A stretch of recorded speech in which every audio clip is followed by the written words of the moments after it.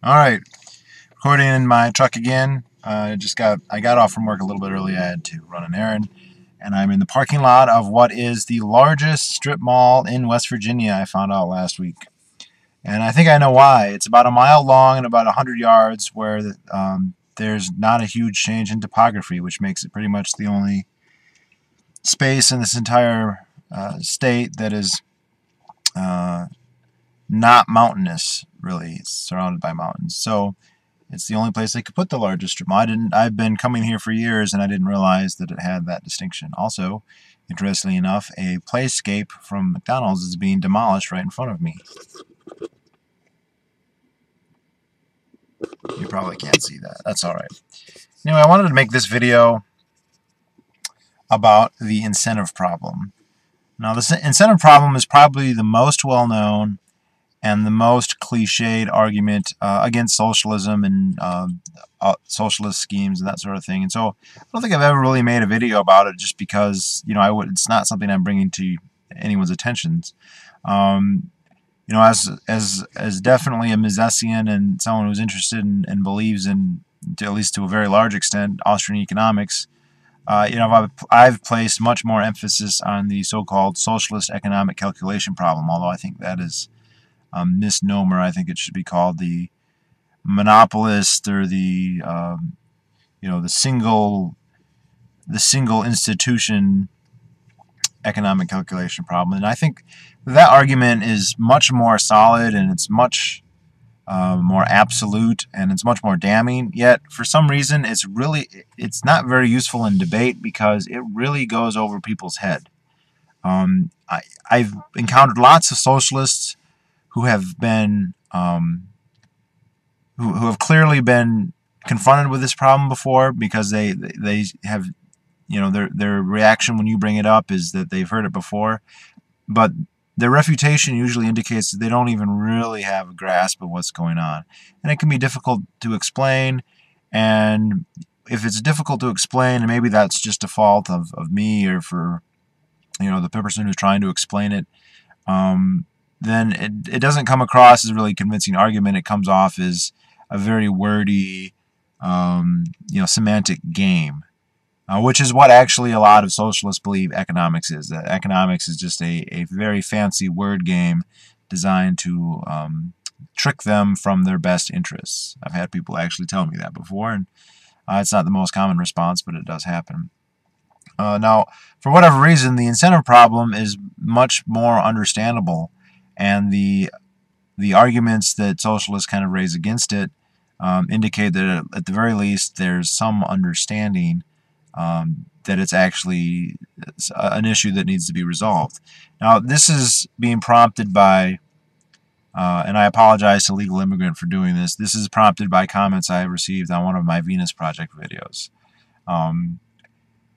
Yeah, I promised him I wouldn't make any more Venus Project videos, at least for a while. It's only been a couple months, and this isn't going to be a Venus Project video. It's about the incentive problem, but I thought I'd just, you know, bring up this brief exchange.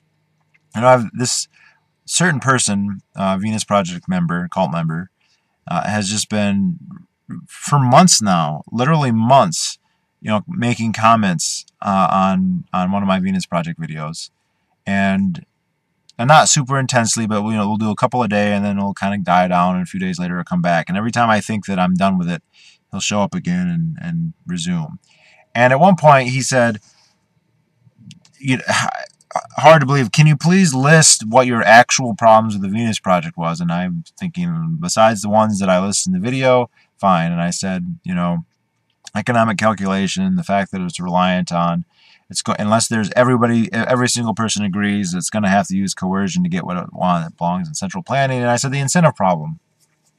And he ignored all of them except for the incentive problem, and he laughed. He goes, there's no such thing as the incentive problem. And his reasoning was, just look at children laughing and playing. Nobody pays them, and they go around and laugh and play all the time without being paid. Hence, the Venus Project doesn't have a incentive problem. Now, I'm going to specify this for the Venus Project. Nobody who brings up the incentive problem alleges that I'm aware of, and it's certainly not implied or even explicit in the phraseology, that the incentive problem is simply a lack of being paid money. Nobody's assuming that money is the only motivating force. In fact, I think most economists, most people who are methodological individuals and libertarians would admit and understand very well that money is a means to an end. It's very rarely the final end that people have in mind. It is a step process. This is kind of like saying that people want, cake batter and milk in a bowl. When people want cake, and that's just a step that you got to go through to have it. And it's a little bit disingenuous to say that's the only thing people want.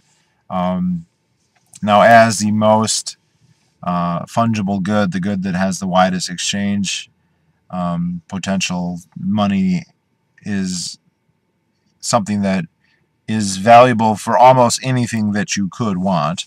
And so people often put their lives in such a way, order their lives in such a way that they can regularly receive money. Which I don't think that they should be forced to do, by the way. And if they are forced to do this, it's because the government demands taxes, and these taxes cannot be paid in kind. You can't pay your property taxes and rabbits and hares and agricultural products, except to the point that when they confiscate your property, they will confiscate whatever you have and take, non-fungible, non-monetary goods. But they demand payment. Now, there isn't a capitation tax in the United States that I'm aware of, but since all other forms of property are at one level or another, and especially just actual land property are taxed, this is forcing people to get money. And of course, I sympathize with the idea that you shouldn't have to do that. You should be free to homestead and be self-sufficient, live on barter if you choose, or be totally self-sufficient if that's what you prefer. But in any event, aside from that, the Venus Project and I asked them this: do you really believe the Venus Project, and we could insert any utopia here, would function based on children playing and laughing? I mean, the Venus Project requires, enormous capitally intensive infrastructure, maglev trains and geothermal energy, and that's not stuff that, as far as I'm aware, can be produced or maintained by children frolicking in the meadows. That requires specific capitally intensive means of production and technical skills and labor. And just to kind of elaborate more in the Venus Project context, in the Venus Project, it is alleged that that you'll be given everything you want, but since you'll have all this free time because you don't have to work, you'll engage in whatever is the most self-actualizing activity. Although there's some dispute here because lots of Venus Project people really don't believe in the idea of self-actualization. They believe in the idea of subordinating everybody and making them conform to some kind of precept of what they should like. And so it's not that you can go and do whatever you want. You are going to be conditioned based on unproved, yet to be demonstrated behaviorist science to only want certain things. But be that as it may, the idea is, well, there are lots of people who want to be engineers, and they would, in their zeal to be engineers, even though they would get whatever needs they require, either way, they will apply their engineering skill to the continuation of the Venus Project. And this is just so ludicrous and loaded with assumptions. I know engineers, I know people with skills, but they also have other interests. And if you were to go to them and say, you can either spend your time doing engineering, or you can spend your time, playing in music or being in drama. I have an engineering friend who, majored in engineering. He's has a job now, and he likes to act, and he would rather be in plays than do engineering. He enjoys engineering. It's not like he considers it tedious, horrible work, but he enjoys doing other things. It's interesting because the Venus Project even kind of says that, you know, you can be a painter, you can be a sculptor, you can do music. Well, that's all nice, and I think people should be able to do those things. But they don't, you know, fix maglev trains, and they don't do anything to maintain the infrastructure, at least directly. I mean, you can make an argument in a very indirect way, potentially.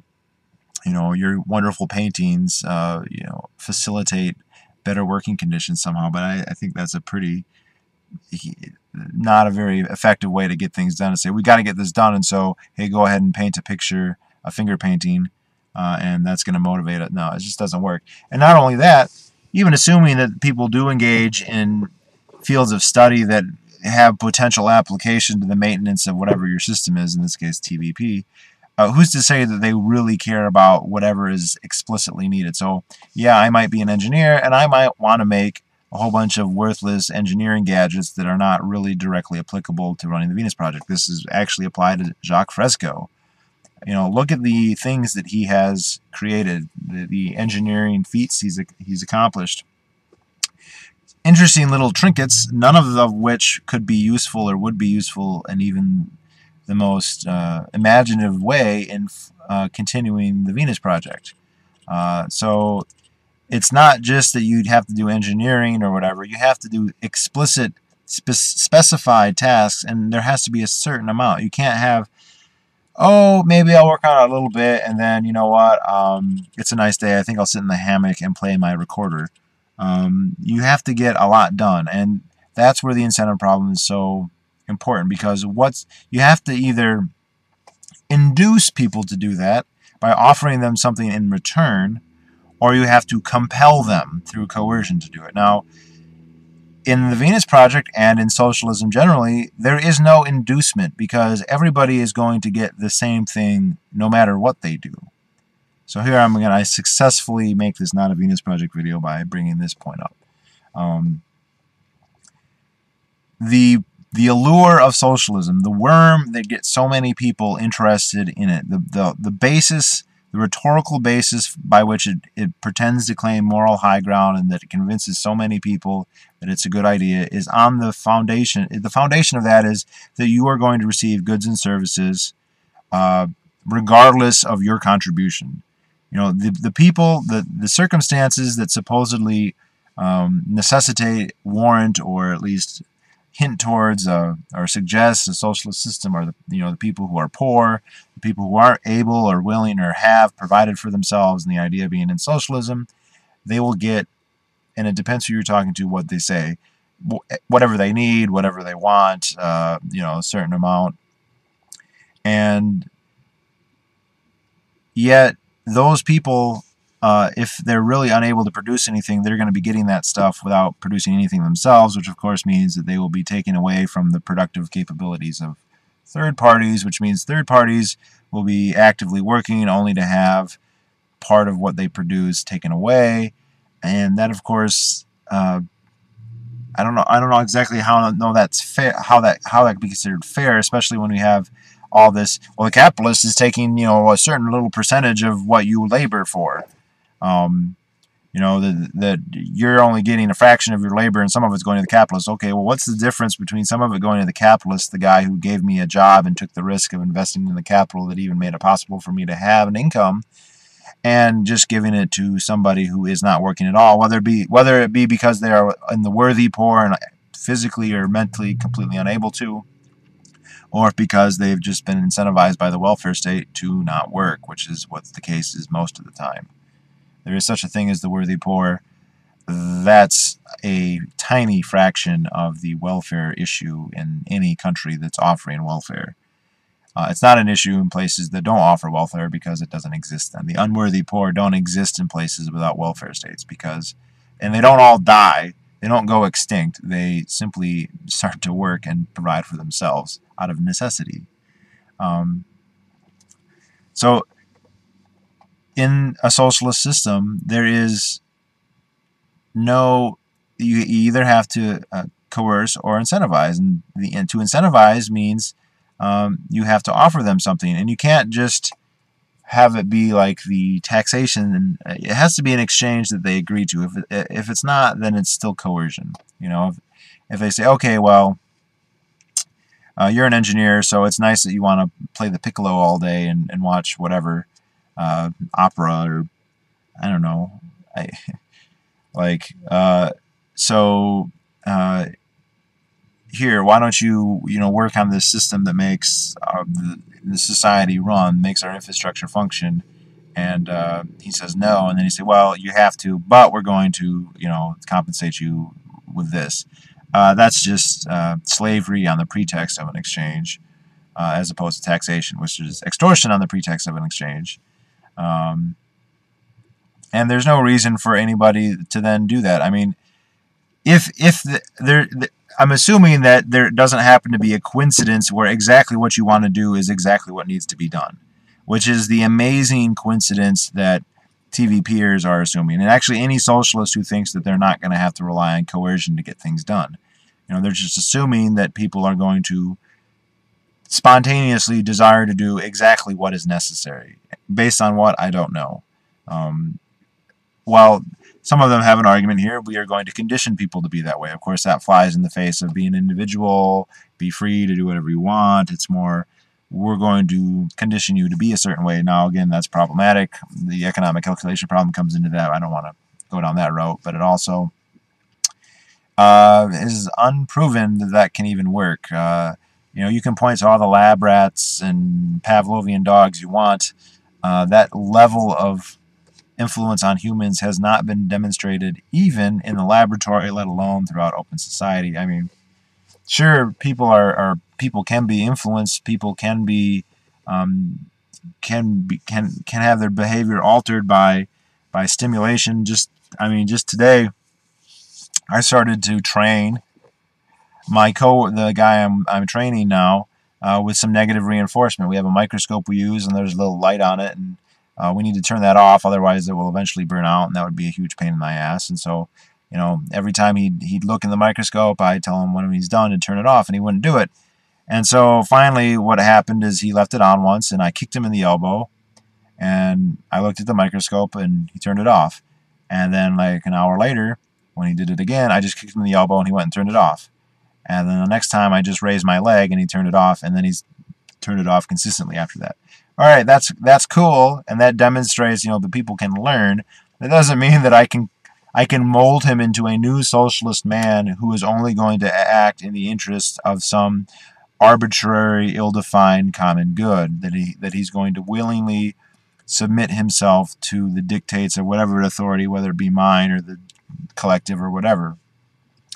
Made a couple enormous leaps in how effective we can be. Now, is that to say that methods of mind control will never get to that point?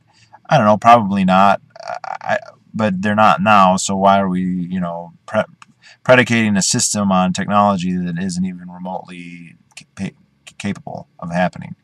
Some dystopian conspiracy theorists will likely comment that it's not as far away as I think. Maybe they're right, but I mean, even so, then that's something to be dystopian and be worried about and to resist, not something to embrace as progressive and worthwhile. There really isn't. There's a strong disincentive to put forth effort in an area that isn't itself an end in itself. If I really enjoy doing something, then I'm going to put forth all kinds of effort, whether I get a remuneration or not.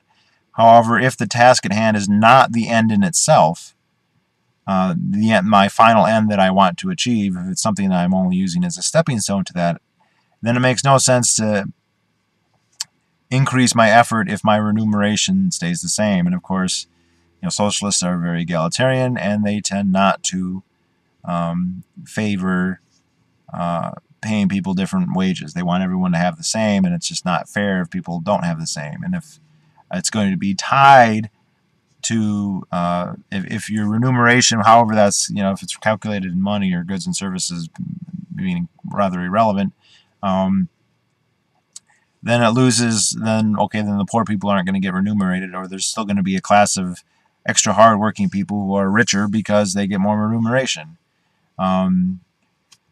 So I mean, there's a couple problems. You have the the capable people, or the people with the necessary skills, have no reason to really expend them in ways that are beneficial to the socialist system or to society at large. On the other hand, you have people who are definitely incentivized to do nothing. If you're going to say that they can receive remuneration unconditionally, which is the number one critique of wage labor and of the current system and of non-socialist system, is that, yeah, I mean, it's true, you can have a good high standard of living, and you can have money, and you can have consumer goods, and you can have what would by any standard be considered wealth, but it's all tainted by the fact that you only got that via conditional exchange. The money that you have, you only got it because your boss said, if you give me your labor, then I will exchange you this money. And so that money that you receive, or whatever remuneration you have received by that exchange, is tainted by the fact that it was conditional, that it only came by you selling your labor, but by becoming a slave, in a completely offensive use of the term slavery. Okay, so in socialism, is it to be posited that then goods and resources will be granted unconditionally, as in, here you can have this without any, and there's a clear incentive problem, and then why even get out of bed? I think I'll just frolic in the meadow, or suck cock, or whatever, read books. If I'm going to get paid the same, if my remuneration has nothing to do with it, then whether I work or not, then there's no reason to work, unless the work happens to be your what you believe to be your final end. And I don't know, society can't run. People don't have as their final end debugging programs on trains, or whatever else is required to make society function. So you're going to have to say, okay, you can have the benefits of socialism, but it's conditional on you being subordinated to the supreme labor authority, which is what in practice it comes out to mean. Which, of course, how is that any different than being subordinated to your boss, who, in the end of the day, is not the supreme authority? He's not a monopoly. He doesn't control everything. You have options to go around him. You have options even to become him, to become your own capitalist, to become your own boss. In a free market, you don't even need to have a job. You can live on your own. It would be a very poor existence, but one that you would be open to at least attempt. You have... There is a certain similarity between the conditional beneficence of the Supreme Labor Authority and the conditional wages of your boss, but then there are substantial differences practically when it comes to the choices available to a potential seeker of remuneration, a potential employee. You have, I don't want to say infinitely, because that would be hyperbole and exaggeration, but orders of magnitude more choice. And of course, that in and of itself produces a cascade effect in terms of incentives that mean that the Supreme Labor Authority, as the monopolist, as the monopsony on labor, is going to have less reason to bid up your wages. It can just dictate them, which is not the case on a free market. My previous video about how free markets give poor people jobs could have also been how free markets raise wages. And the episode that I speak about in there, that most of my subscribers are familiar with, it illustrates that. That scenario where two companies are basically trying to get an employee to come to them, and the only way they can do that is by offering them some inducement, either higher wages or better benefits or some combination of the two. That will not happen with the Supreme Labor Authority, ever, because they have no one to bid against. They are a monopsony. They get to set the price, and your only choice is to accept it or not accept it. And not accepting it means that you have no alternative for remuneration, and that means poverty. Now, this might be slightly different than the socialists, the anarcho-syndicalists out there who kind of don't envision a monopoly of a socialist system. Who think of worker-owned factories and that there be a multiplicity of them. I will concede that I think that would be less totalitarian and less bad. Obviously, the more options people have, the better. It's just that they then they then reduce the options to how you can organize, and so that's something I don't agree with. People can organize into having worker-owned factories if they like. I have no problem with letting people to do that. But then to tell them that they have to have them be worker-owned factories, and if they don't, then what? That's an interesting question in and of itself. Let's say we had anarcho-syndicalism, anarcho-Spain, won the Civil War and kicked out the fascists. Actually, they weren't the fascists, they were the conservatives, but that's a whole other story. Let's say I happened to be a budding Austrian economist because my name was Jonathan Feingold Catalan Bagus, and I wanted to start a private factory in Spain, voluntarily with people. What would the anarcho-syndicalists of Spain do at that point? Would they say, good job, workers, blah, blah, blah, or would they say, well, that's wrong because you have to organize this way? What would they do? Would they prevent it by force, or, and then show their hypocrisy by being truly statist, or would they allow it to flourish? In which case, if that was what they did, well, they would be anarcho-capitalists then. I wouldn't really have an argument with them. But they insist that they're not anarcho-capitalists, which means in this situation they're going to have to choose the coercive option. Otherwise, they're going to have to admit that they have become anarcho-capitalists. Maybe they want to say they're left libertarian, fine. But that is I didn't think I was going to go here with this video, but that's kind of where it's ended up. So,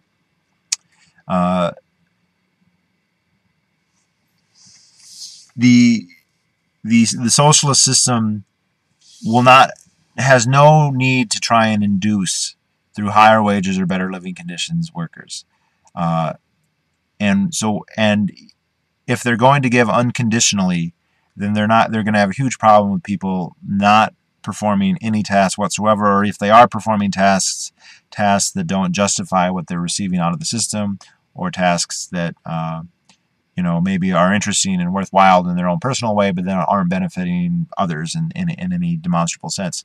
So that means they will have to rely on the second methodology, which is the coercive one.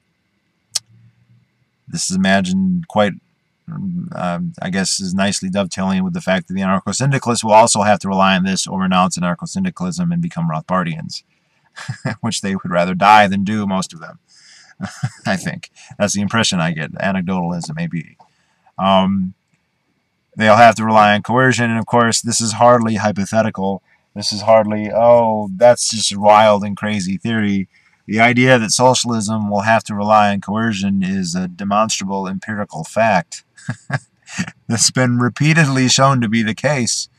The rhetoric of the people who don't live in a socialist system, who don't have a socialized labor market, and more or less we don't in the United States. We have a mixed economy where the government reduces choice and raises the cost, but you still have to. But the budding meme liberals that you see in college or that you hear about, they're always the workers are going to get everything, and all this conditional wage slavery is bullshit. But once you have a socialist system, once you get Chairman Mao or Stalin or Lenin or Kim Jong-sung or or Castro, then it doesn't become free for everybody. Everyone's gonna get. It's workers have to work harder, do more.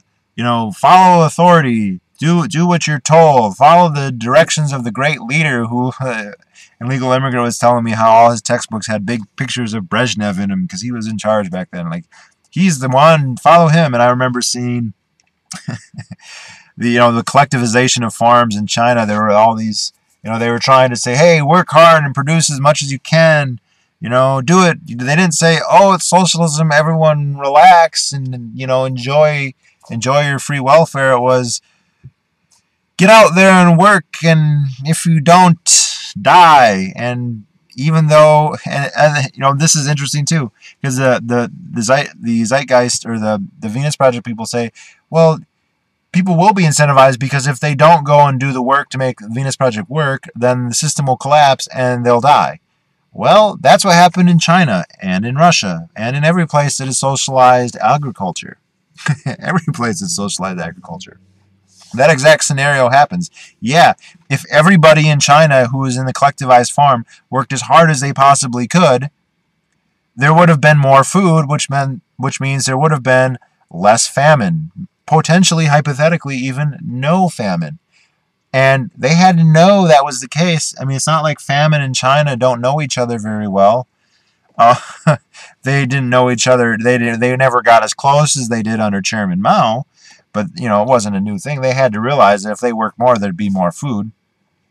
But if the hard work you're gonna put, all that effort you're gonna put towards is just going to the product of that labor, and this is, you know, I don't believe in rights per se as some objective thing, but in terms of utilitarianism, it makes the lock-in notion of property rights make an awful lot of sense in this case, in terms of utilitarianism. If you're gonna take all the rice, let's just say, and give it to the party, what's the point in expending your calories in doing that when you realize there's a very good chance that it's not going to come back to you? Even if you realize, well, if all of us worked harder together, then there wouldn't be such a dilemma. I believe this is called the prisoner's dilemma, or it's something in game theory.